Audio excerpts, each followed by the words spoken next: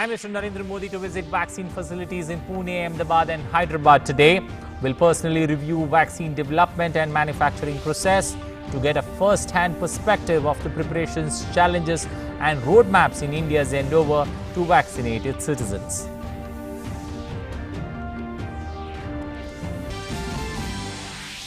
Prime Minister Modi speaks on phone with UK Prime Minister Boris Johnson. Both exchanged thoughts about challenges posed by the COVID-19 pandemic, review cooperation between India and UK in the area of vaccine development and manufacturing.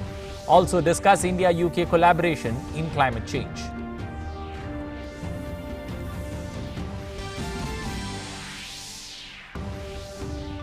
Prime Minister speaks to Tamil Nadu Chief Minister Palaniswami to discuss the situation in the wake of cyclone Nadu.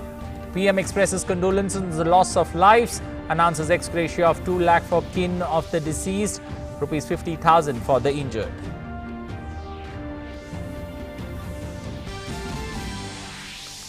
In Jammu and Kashmir, the first election after Article 370 reorganization underway. First of the 8 phases of the maiden District Development Council polls for 43 seats with 260 candidates to be held today.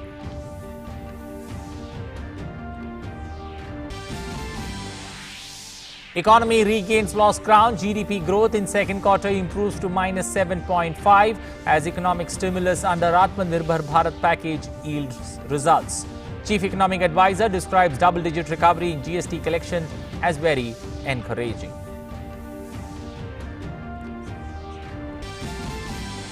External Affairs Minister Dr. S. Shankar visits Seychelles, conveys India's greetings to recently elected President Wavel Ramkalawan, also meets Foreign Minister Radegonde, discuss important issues on bilateral cooperation.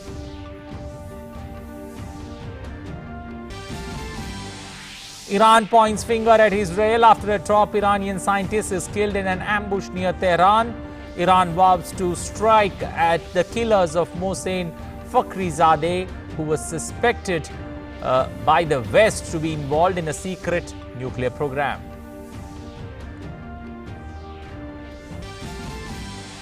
And in sports, England defeats South Africa by 5 wickets in the first T20 in Cape Town on the back of an unbeaten 86 by Johnny Bairstow and Sam Curran's bowling excellence. Visitors take the lead in the 3-match series. Good morning. Welcome to English News. I am Anil Thomas. Now for the stories in detail. Prime Minister Narendra Modi will embark on a 3-city visit today to personally review the vaccine development and manufacturing process. He will visit the Zydus Biotech Park in Ahmedabad, the Bharat Biotech in Hyderabad and the Serum Institute of India in Pune.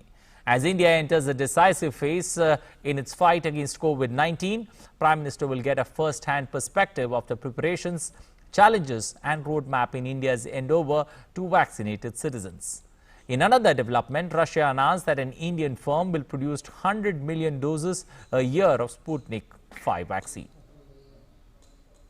India is a forerunner in the hunt for the COVID-19 vaccine, with ICMR NIB and Bharat Biotech indigenously developing Covaxin and several other firms as well as institutes entering into tie-ups with global vaccine developers. Like many foreign countries, India is also in the run to develop the vaccine against COVID here.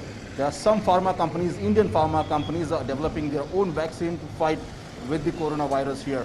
Prime Minister Narendra Modi is personally overseeing the vaccine development process as well as distribution models. The Prime Minister's office has announced Prime Minister Modi will embark on a 3-city visit to personally visit the vaccine development and manufacturing process. He will visit the Zydus Biotech Park in Ahmedabad, Bharat Biotech in Hyderabad and Serum Institute of India in Pune. As India enters a decisive phase of the fight against COVID-19, PM Narendra Modi's visit to these facilities and discussions with the scientists will help him get a first-hand perspective of the preparations, challenges and roadmap in India's endeavour to vaccinate its citizens. Corona की vaccine से जुड़े भारत का अभियान अपने हर नागरिक के लिए एक प्रकार से नेशनल कमिटमेंट की तरह है। भारत जो भी वैक्सीन अपने नागरिकों को देगा, वो हर वैज्ञानिक कसौटी पर खरी होगी। जहां तक वैक्सीन के डिस्ट्रीब्यूशन की बात है, तो उसकी तैयारी भी आप सभी राज्यों के साथ मिलकर के की जा सकेगी। On the 24th of November, the PM chaired a high-level meeting with CMs to review the status and preparedness of COVID-19 response and management. Modalities of COVID-19 vaccine delivery, distribution and administration were also discussed. हमें कितनी अतिरिक्त cold storage की जरूरत रहेगी, मुझे लगता है कि राज्यों ने इस पर अभी बल दे करके व्यवस्थाएं खड़ी कर देना शुरू कर देना चाहिए। स्टेट लेवल पर एक स्टीयरिंग कमेटी एवं स्टेट और डिस्ट्रिक्ट लेवल पर टास्क फोर्स का, और मैं तो चाहूंगा कि ब्लॉक लेवल तक हम जितना जल्दी ये व्यवस्थाएं खड़ी करेंगे, हमें हमारा रोजमर्रा के काम के साथ कोरोना से लड़ते लड़ते भी इस एक व्यवस्था को भी विकसित तुरंत करना पड़ेगा, ये मेरा आग्रह रहेगा। Preparations are underway for Prime Minister Modi's visit. Prime Minister will be visiting and Gujarat's Ahmedabad's Zydus Cadila Biotech Park. Now the Zydus is also developing one of the indigenous vaccine here. The Zycov-D vaccine is what the Zydus Cadila is preparing right now. And what the company says that by next year, they will introduce this vaccine in India. Sola Civil Hospital in Ahmedabad has started phase 3 human clinical trials of the India-made coronavirus vaccine, Covaxin. हमने यहाँ vaccination का काम कल से start कर दिया है।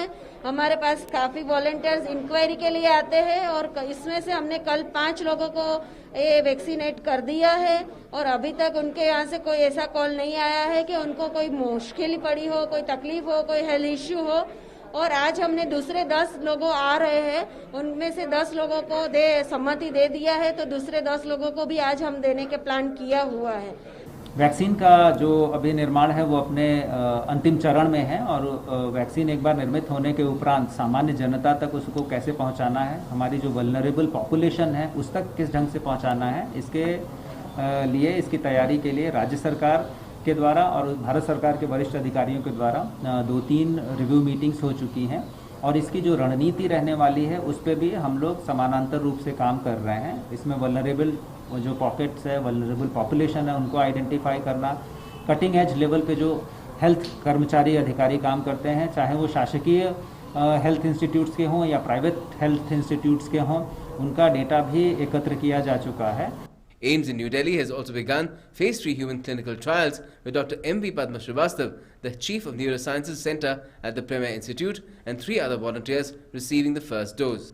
In another development, the Russian Direct Investment Fund and Hetero, one of India's leading generic pharmaceutical companies through its biologics arm, Hetero Biopharma, have agreed to produce in India over 100 million doses per year of the world's first registered vaccine against the novel coronavirus infection, Sputnik V. President Vladimir Putin had announced a tie-up with India for the production of Sputnik V at the Riyadh G20 summit. Besides Covaxin, 4 other vaccines are under different phases of clinical trial in India, with the Serum Institute of India conducting phase 3 trials of the Oxford AstraZeneca COVID-19 vaccine. According to officials, Dr. Reddy's laboratories will also soon start combined phase 2 and 3 clinical trials of the Russian COVID-19 vaccine Sputnik V. Also, Biological E Limited has started early phase 1 and 2 human trials of its COVID-19 vaccine candidate. With Prime Minister Modi leading from the front India's head start in the race for a vaccine, the hope is that there will be good news soon. Till then, in Prime Minister Modi's words, ये बात बार बार मैं कहता हूं, जरूर याद रखिए। मुझे विश्वास है आप याद रखेंगे, इतना ही नहीं मेरी बात मानेंगे भी। देखिए, जब तक दवाई नहीं तब तक ढिलाई नहीं। याद रहेगा, जब तक दवाई नहीं तब तक ढिलाई नहीं। 2 गज की दूरी, मास्क है जरूरी, is the mantra to remember. Serum Institute is also developing a vaccine in Pune. In Hyderabad also the biotech vaccine is also in its, we have seen here probably in the last stage that they're making vaccines here. And that's the reason now the Prime Minister will be visiting these pharma companies and try to understand that how this vaccine is being made and how we can distribute this vaccine in the entire country. With camera person Sanjay Jaina and my associate Amit Shahu, Shishila for DD News, Ahmedabad. Well, for more on that story, we are joined by our correspondent Shishir Shelas joining us from Ahmedabad this morning. Good morning, Shishir. Shishir, take us through. There is a mad vaccine rush that is being seen across the world. And, India too entering a very decisive phase when it comes to vaccine development. What does the Prime Minister's visit to the 3 cities today indicate, and how are the preparations there on ground zero with regards to the Prime Minister's visit? Well, absolutely, Anil. You rightly said here that we have seen a quite mad rush for the vaccine development here. Most of the foreign companies, most of the foreign pharma companies probably are claiming that probably their vaccine will come into the market in probably in the first or second quarter. Well, obviously now the Indian companies also not lagging behind in this, and the Indian companies who are developing this vaccine have also said, have also claimed it by next year that even their vaccine will also hit the market here, and few Indian companies are actually in the rush right now. The Prime Minister will be visiting 3 important destinations where the vaccines have been probably under clinical trials. The first he'll be visiting in Gujarat's Ahmedabad, Zydus Cadillac Biotech Park here. Now the Zydus is actually started the work on this their own vaccine, that is Zycov-D, in the early of this year. That is probably in the February and March, and currently they are working on a DNA type vaccine. Now obviously the clinical trials of this vaccine is going on, and probably they have reached the second phase of clinical trial here. And what the Zydus have claimed that so far the clinical trials they have conducted have given good result here. Now obviously when we're talking about this, we also have to need to think about that these are the Indian companies who are developing these own vaccines, indigenous vaccine, and that's what the Prime Minister also looking for it, that when we're talking about Atmanirbhar Bharat, we should think from all the perspective here. Even while developing this vaccines, we have seen here that these Indian companies, be it Zydus Cadila, or you're talking about the Bharat Biotech, or you're talking about Serum Institute, they're all in this run here, and they've also partnered with some foreign companies also. For example, the Serum Institute has partnered with the AstraZeneca and the Oxford University to develop vaccine here. So obviously, when we see all this development here, we have reached to the crucial stage here.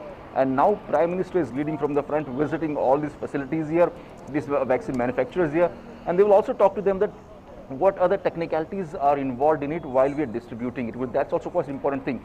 Just making a vaccine or work doesn't stop here. The second important aspect in this is that how we can distribute successfully this vaccine to length and breadth of this country to the vulnerable section of our country, and that's the reason Prime Minister will be having a word with these vaccine manufacturers also and the scientists also.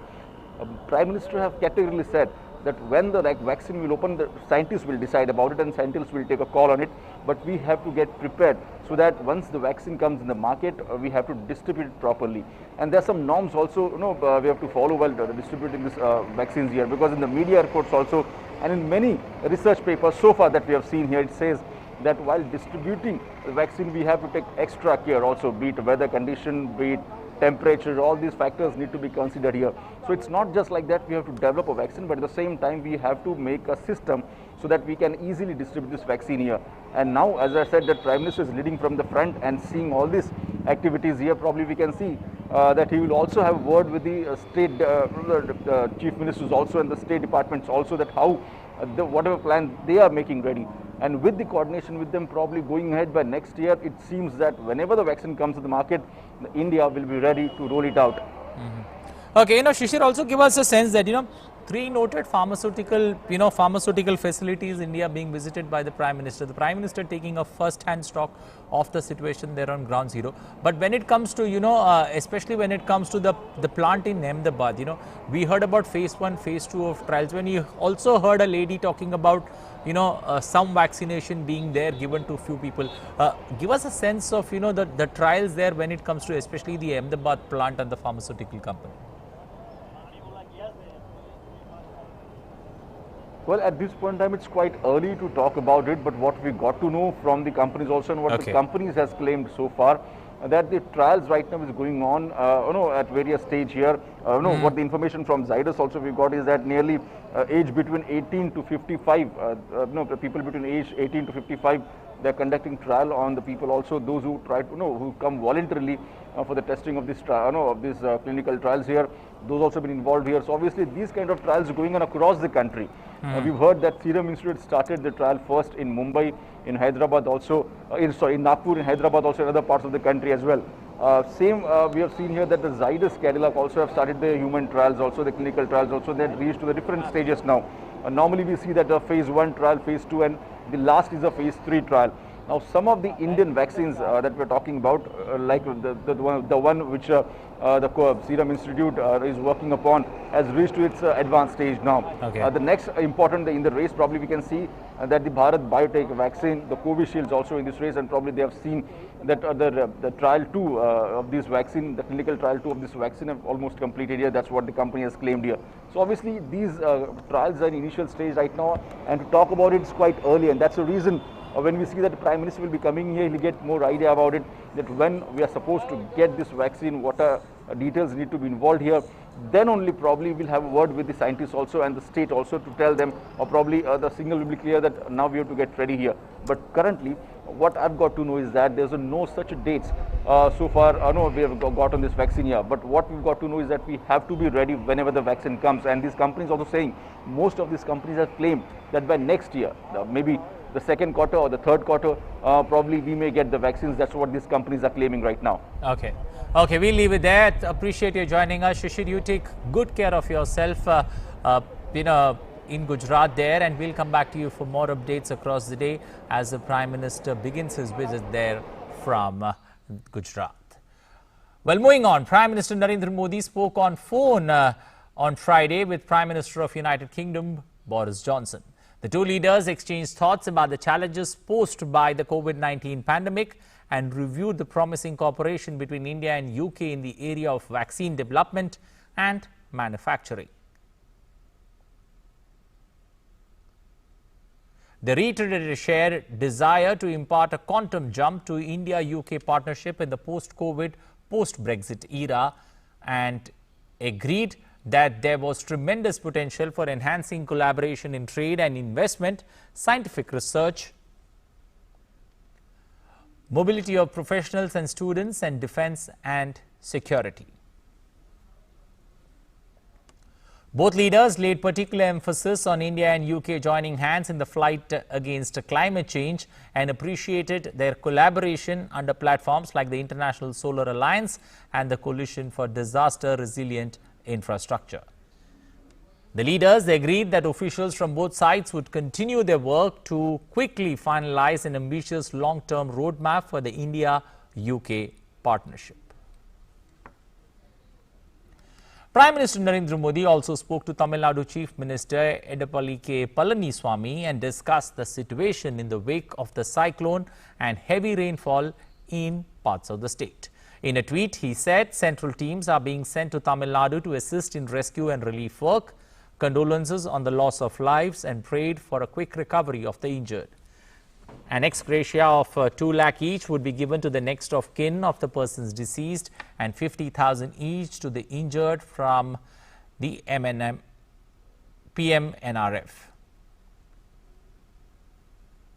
That's the Prime Minister's National Relief Fund. Moving on, meanwhile, in Tamil Nadu, post-cyclone Nivar, weather experts say it appears to have had a landfall of lesser intensity as compared to earlier predictions. Reports say 3 people died in incidents relating to floods like tree fall and electrocution in the state. About 1,600 hectares of paddy have suffered losses, besides damages of plantations, groundnuts and tapioca crops. Nearly 1,100 trees were uprooted and most of them have been cleared. The 77 electric poles that fell due to the fury of the cyclone have been restored by the state DISCOM. However, a few places in Chennai are reeling under flood waters and efforts to evacuate the stagnant water is currently on. In the Union Territory of Jammu and Kashmir, the first phase of the first ever District Development Council elections and the Panchayat by-elections are underway. The elections will be conducted in 8 phases. Elaborate arrangements have been put in place to ensure smooth and peaceful conduct of polls. 260 candidates are trying their luck for a total of 43 seats in the first phase. In all, 14 DDCs will be elected from each of the 20 districts. Simultaneously, voting is also underway for the by-election of the Panchayat and the municipal urban body in the Union Territory. The voting for the DDC and Panchayat by-election is being done through ballot, and the polling of the civic body is being conducted through electronic voting machines. State Election Commissioner K.K. Sharma has urged the people to follow the COVID guidelines and use face masks and maintain social distancing during the polls. He has also appealed to the people to come forward to participate in the biggest festival of democracy and exercise their rights to vote. Counting will take place on December 22nd after voting in all the 8 phases are complete. For the first time in these elections, refugees from Pakistan, Valmiki community and Gurkhas have also got the right to vote. Meanwhile, J&K DGP Dilbagh Singh on Friday discussed the overall security situation and the security arrangements in view of the voting for various bodies in the Union Territory in a high-level meeting at the police control in Kashmir in Jammu. The meeting was attended by top officers of J&K Police, IGs of BSF, CRPF and senior army officers. The DGP said the focus should be to ensure the security arrangements and implementation of devised comprehensive security plan for the elections. The DGP said that Pakistan and sponsored agents are continuously attempting to disturb peace in the region and stressed on the need to heightened vigilance and ensuring safety of protected persons and the security of important establishments and installations. The DGP emphasized collective measures to tackle any situation and any subversive act by the terrorists and their masters across the border. The DGP also emphasized the importance of maintaining a close watch on the ground situation and the elements inimical to peace. Well, our correspondent Ramesh Raina now joins us with more on this particular story. First up, Ramesh, good morning. Looking at the the election process there for the DDC elections, how do you see the process there, and how has been the turnout? Very slowly in the morning, too early to ask, but how do you see the turnout there when it comes to voting for the by-elections as well as for the election for the DDC elections? Good morning, Anil. As you know, the J&K, there's some cold here because the cold season has set in. The polling has started for the first phase at 7 in the morning. Okay. But the turnout is very less. But as the day rises, the people will come out in large numbers to cast their votes. Seeing the enthusiasm among the voters, which we saw during the electioneering, we will expect a huge turnout of people to come out to exercise their franchise, because these elections they are very this is a very important development in the Union Territory of J&K state, because in the 73 years for the first time in the 73 years that these district development council elections are being held in the Union Territory. Okay. Also, Ramesh, give us a sense of, this particular election is going to be held in 8 phases till December 19th, and the counting is going to take place on December 22nd. Having said that, how do you feel when it comes to the security arrangements that are in place? Winter set in, we heard about the DG speak to various other security agencies. How is the security there overall when it comes to this particular conduct of the elections? Because this is the first time that elections are held post the formation of the Union Territory. Anil, we have got J&K police here. They have got a sufficient number of police personnel deployed on these polling stations. And in addition to this, central government has sent almost 250 additional companies of paramilitary forces here. This is just because Pakistan is very frustrated over the turn-up developments taking place in the last 1 year. Day in and day out, you will be hearing that it goes on violating ceasefire on the borders, which is taken good care by our army personnel deployed there.